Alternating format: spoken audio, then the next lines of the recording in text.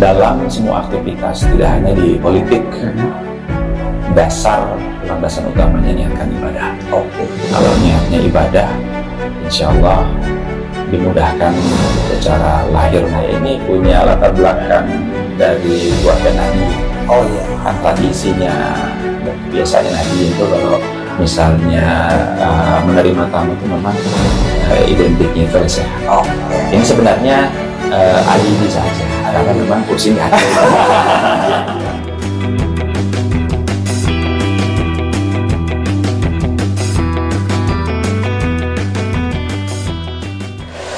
Assalamualaikum warahmatullahi wabarakatuh. Waalaikumsalam warahmatullahi wabarakatuh. Sobat Ciwindu, malam ini kita kembali berpodcast. Kali ini kita akan berbincang dengan salah satu tokoh, kembali yang tokoh muda Kuningan yang sekarang beraktivitas di tataran pusat. Ternyata anak-anak muda Kuningan, tokoh-tokoh muda Kuningan banyak juga yang berkiprah di pusat, baik di pemerintahan, politik maupun di berbagai instansi yang lain gitu.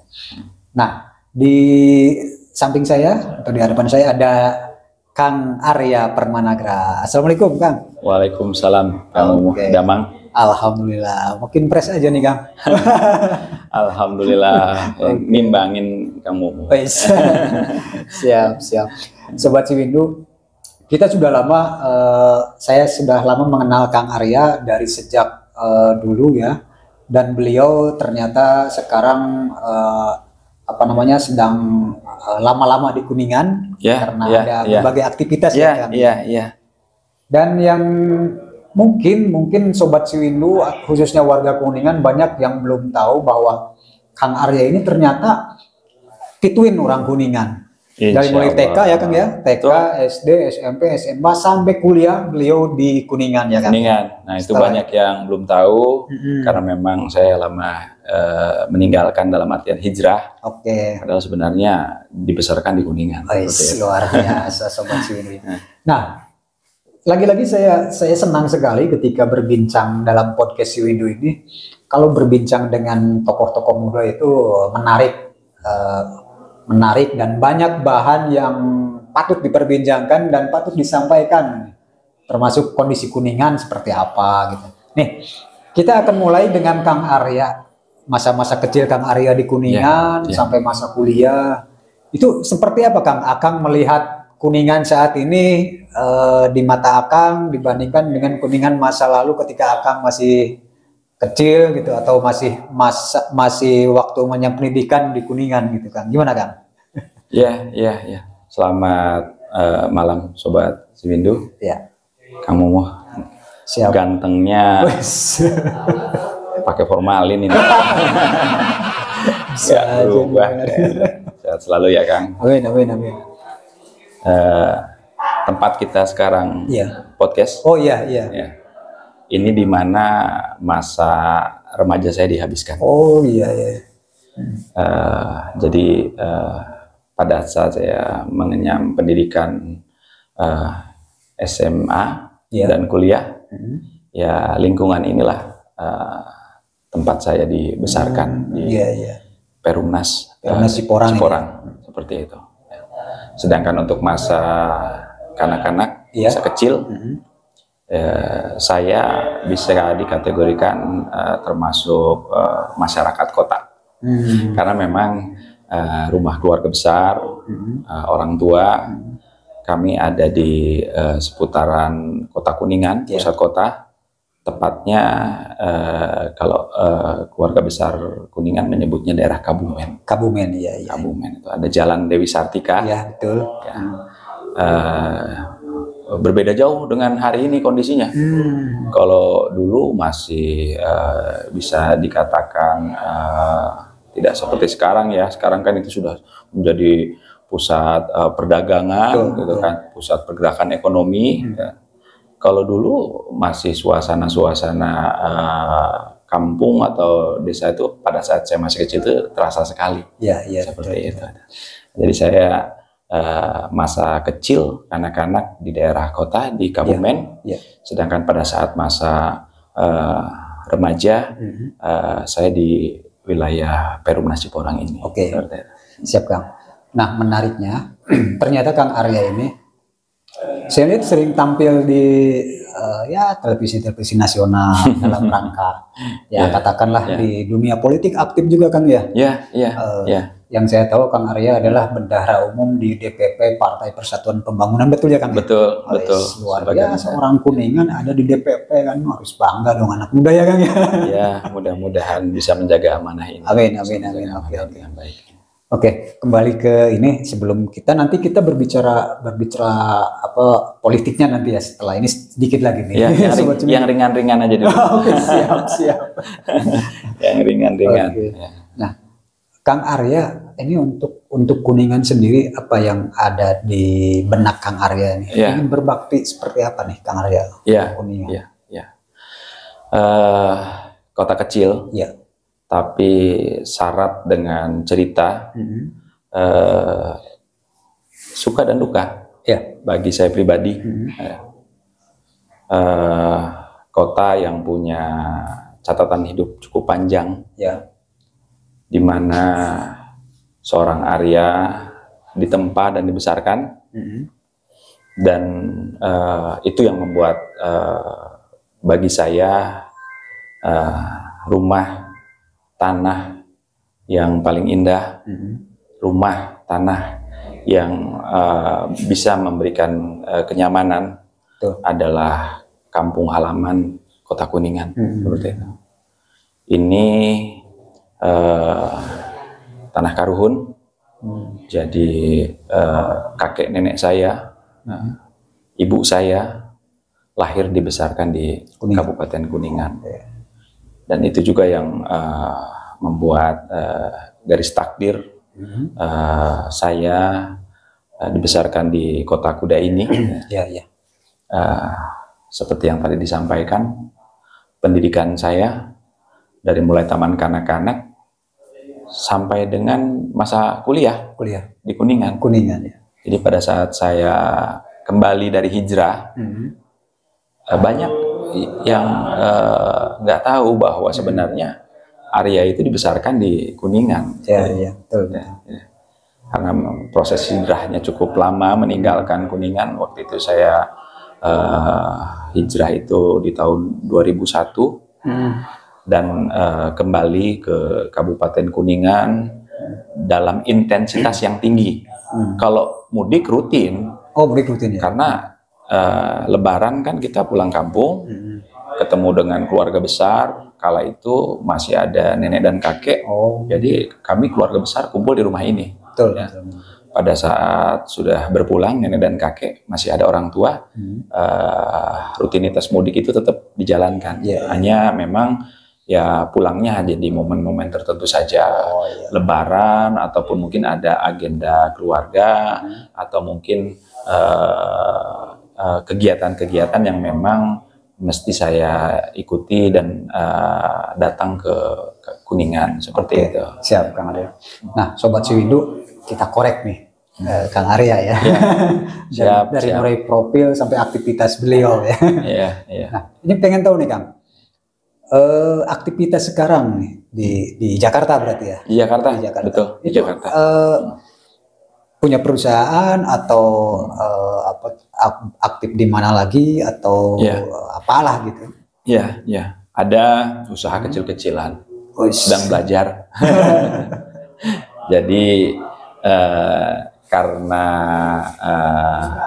aktivitas yang utama yang kita lakukan itu bersentuhan dengan teman-teman, tokoh-tokoh yang punya latar belakang pengusaha atau seorang entrepreneur, itu juga membuat kita tertarik ingin belajar dan juga sukses seperti mereka. Seperti itu. Di luar usaha kecil yang saya miliki di ibu kota,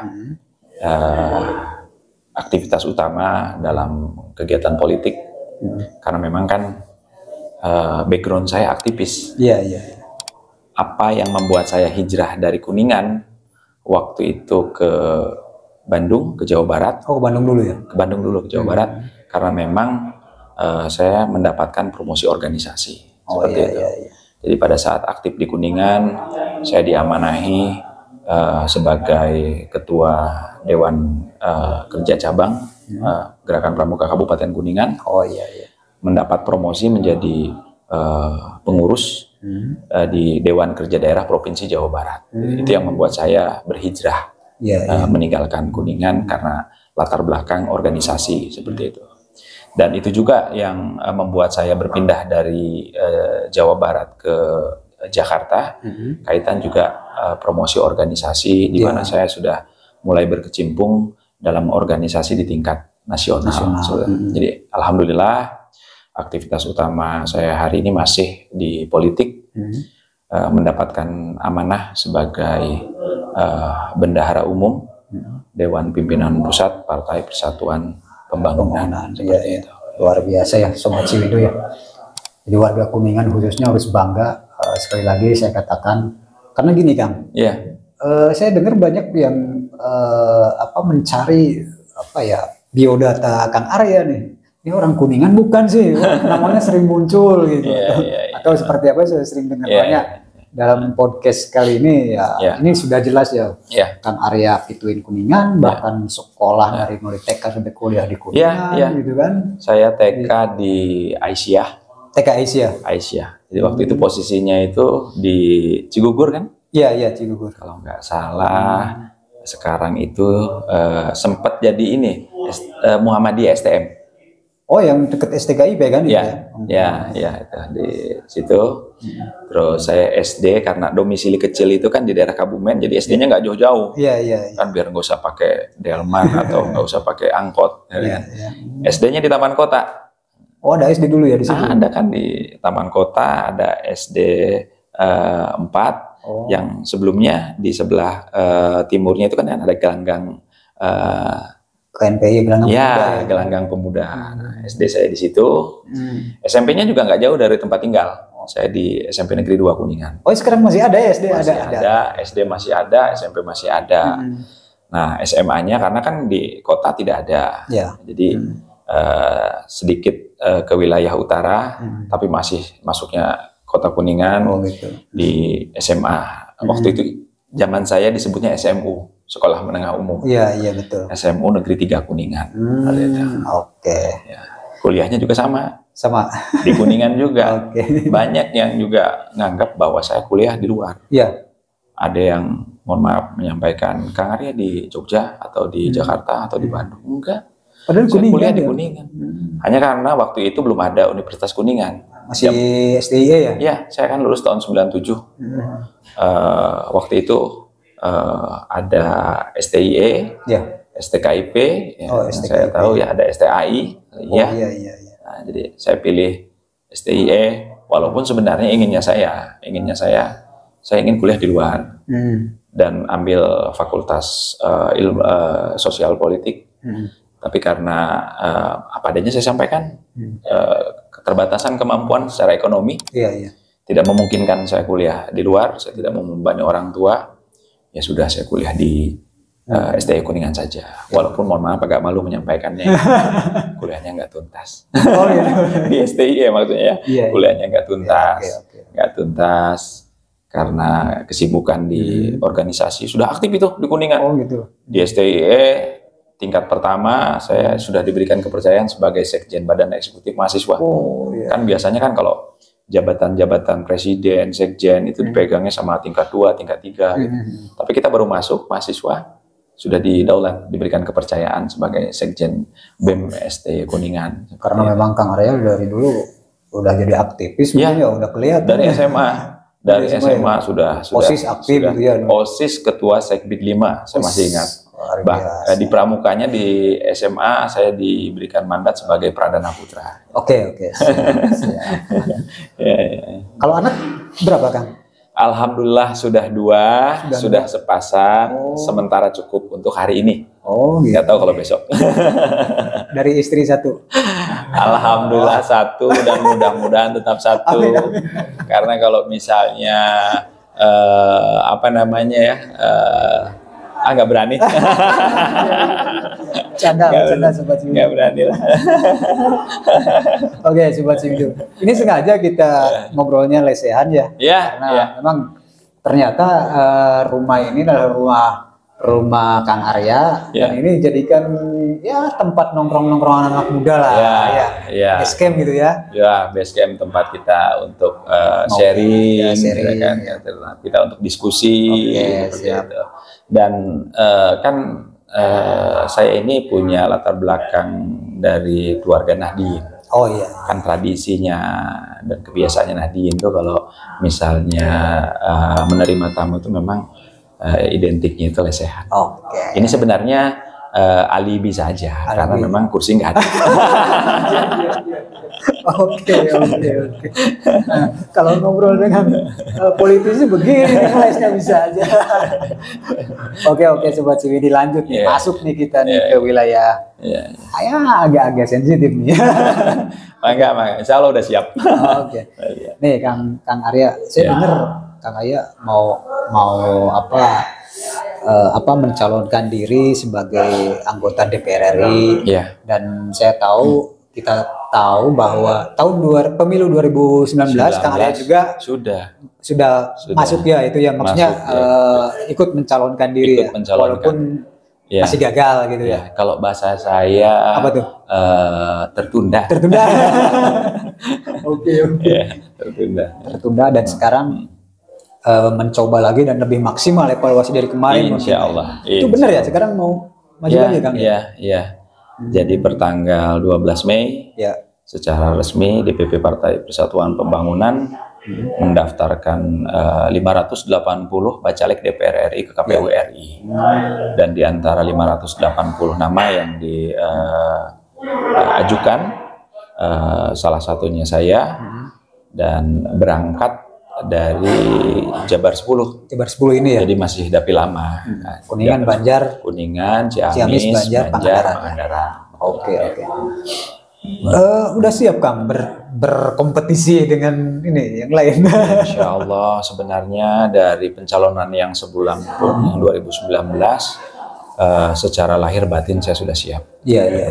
Itu. Karena kami diajarkan oleh orang tua, oleh guru, dalam semua aktivitas, tidak hanya di politik, dasar landasan utamanya niatkan ibadah. Oke. Kalau niatnya ibadah, insya Allah dimudahkan secara lahir maupun batin. Oke. Kan mungkin punya tujuan tersendiri lah. Tujuan khususnya itu apa Kang? Hingga Akang ya wajar lah, Akang kan aktif di sebagai bendahara umum DPP, masa nggak mencalonkan kan gitu kan? Tapi kan punya motivasi tersendiri apa tuh Kang? Kira-kira bisa di-share di podcast Ciwindo nih Kang? Sobat Ciwindo, sama dengan para calon yang lainnya, pada umumnya ingin memberikan kemampuan terbaik untuk masyarakat, untuk daerah. Namun ada hal yang jauh lebih penting dari itu, bahwa apa yang menjadi niatan kami, saya pribadi untuk maju, ini yang kedua kalinya di pencalonan DPR RI, ingin memberikan suasana yang berbeda, di mana semangat berpolitik, karena kami partai Islam, Partai Persatuan Pembangunan, kami ingin berfastabiqul khairat dengan politik yang mengedepankan politik amar ma'ruf nahi mungkar, seperti itu. Banyak sekali catatan pribadi saya, hal yang harus diperbaiki terkait dengan proses demokrasi, tidak hanya di Kuningan, tapi di tanah air. Semangat itulah yang memotivasi saya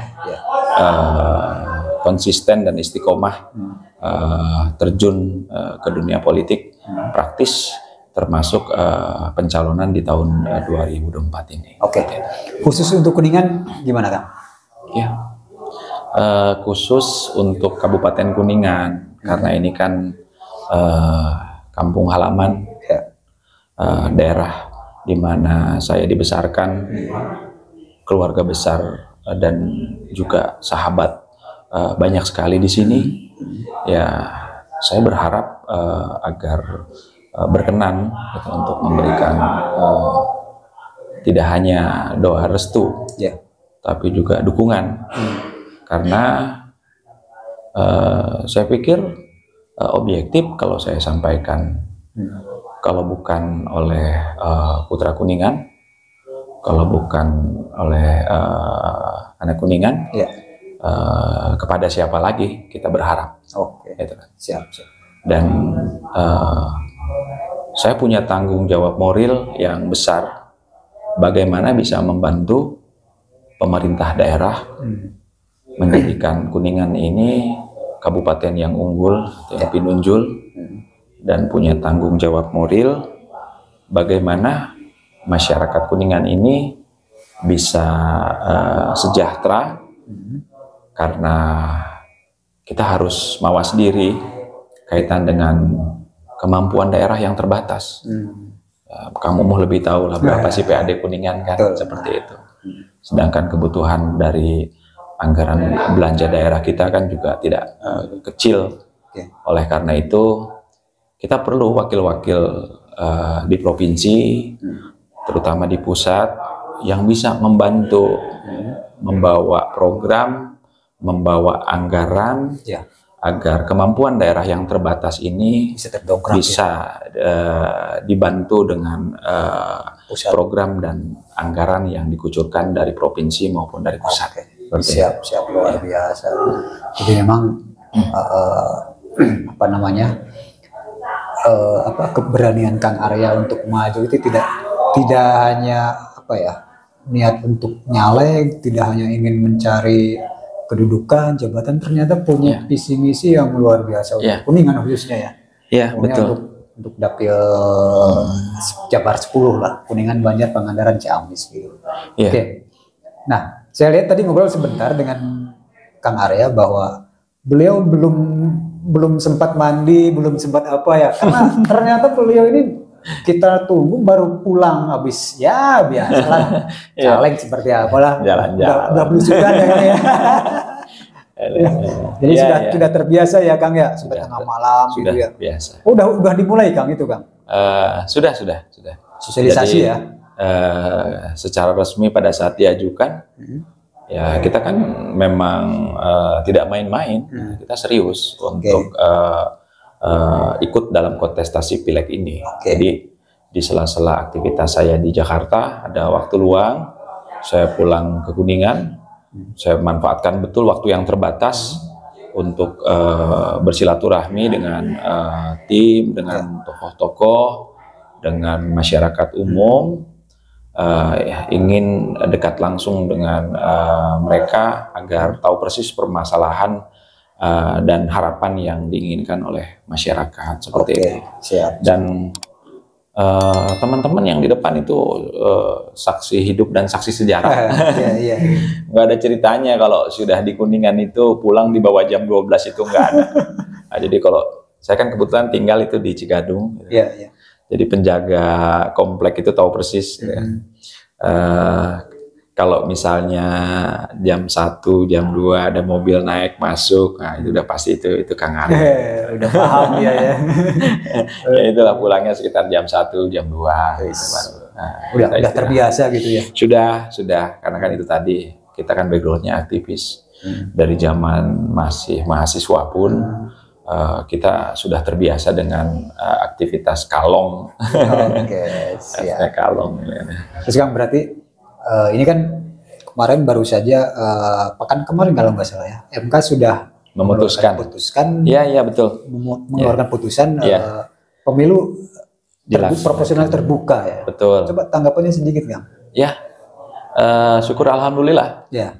Karena kami Partai Persatuan Pembangunan termasuk partai yang mendukung agar keputusan dari MK nantinya kala itu tetap menggunakan sistem pemilu sebelumnya, yaitu proporsional terbuka. Disambut baik berarti ya? Disambut baik, karena ini memang kami anggap yang paling demokratis, agar tidak ada perbedaan antara caleg yang nomor kecil maupun yang nomor besar. Semua punya peluang yang sama. Nah itu yang jadi masalah kan kemarin sebelum MK mengeluarkan putusan itu kan ya di daerah juga kan ramai.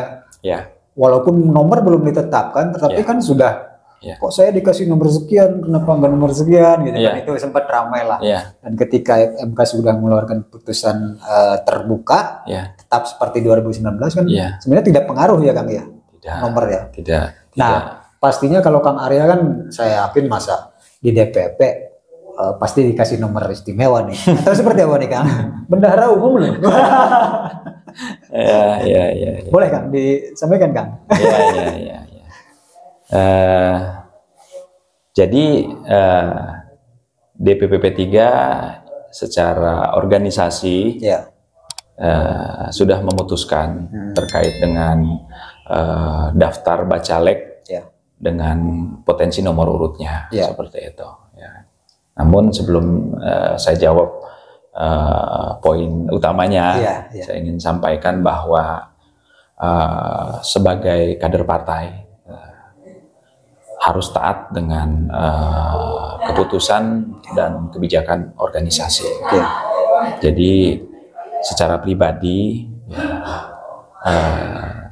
bagi saya tidak ada masalah pada saat pengajuan ke KPU dan nanti pada waktunya Agustus diumumkan oleh KPU, berapapun nomor yang diberikan oleh DPP terkait dengan urutan sebagai bacalek P3 DPR RI dari Kuningan, Ciamis, Banjar, dan Pangandaran. Itu karena kan hari ini sudah kita tahu bersama keputusan MK, sistem pemilu masih terbuka. Jadi dapat nomor 1, alhamdulillah gitu. Nomor 2 kan udah kemarin 2019.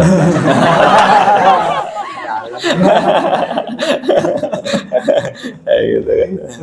Jadi intinya secara pribadi saya menerima apapun keputusan partai, dan saya percaya pimpinan dalam arti DPP akan arif dan bijaksana mengambil keputusan terbaik, karena sudah pasti DPP juga punya instrumen atau parameter yang mengedepankan asas kepatutan dan kelayakan, mana yang ideal diberikan nomor 1, 2, dan seterusnya. Bijak sekali. Walaupun bendahara umum punya jabatan strategis di DPP, tapi beliau bijak. Silahkan akan putusan apapun siap diterima untuk nomor urut. Siap. Ya syukur-syukur nomor 1 kan, nomor 2 udah 2019 ya Kang. Bahasanya tadi seperti itu. Nomor 1 alhamdulillah, nomor 2 kan udah kemarin. Gampang lah, bendahara umum tinggal arewosan. Iya. Ini lagi banyakin doa ini kan. Oke. Ini yang terakhir nih Kang.